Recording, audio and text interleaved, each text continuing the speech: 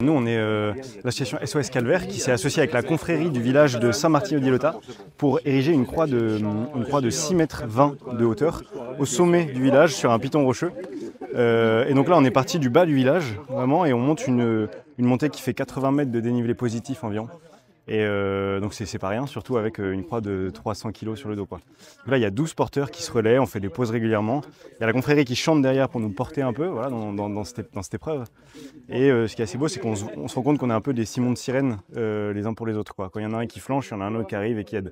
Et ça, c'est très beau. Et on va poser environ 9 croix. Donc là, demain, on sera on fera l'ascension des aiguilles de Bavela avec notre croix pèlerine, parce qu'à chaque fois qu'on va quelque part, on y va avec une croix pèlerine qu'on porte. Et ensuite, on va aller à Aleria, on va restaurer une croix. Ensuite, on va à Speloncato pour aider la confrérie à planter leur croix. Ensuite, on va à Costa et après, on va à Sartène pour le Catenaccio, évidemment, comment rater ça.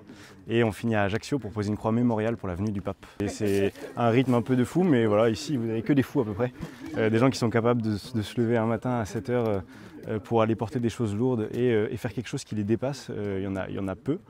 C'est dommage, mais voilà, il y a toute une génération de bâtisseurs, des gens qui travaillent ensemble à quelque chose qu'ils ne verront pas mourir et qui les dépasse complètement.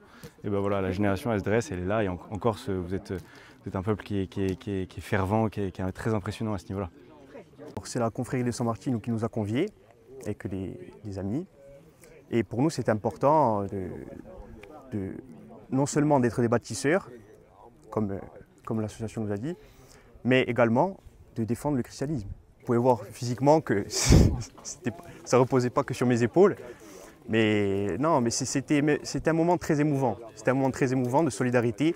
On était tous autour de la croix et chacun avec nos petites épaules, on participait à quelque chose de plus grand que nous. On avait ce sentiment-là de participer à quelque chose de plus grand que nous et de contribuer à quelque chose d'essentiel, qui est tout simplement la spiritualité. Pour que cette croix puisse être installée à cet endroit, nous avons d'abord préparé un socle qui a pris énormément de travail et d'efforts, puisque nous avons monté à dos d'homme à peu près plus de 3 tonnes de matériaux. Et puis maintenant que le socle a été établi, il s'agit d'installer la croix à l'intérieur, et pour cela, un système de montage qu'on appelle la chèvre a été pensé, réalisé et mis en place, et qui permettra le levage de la croix.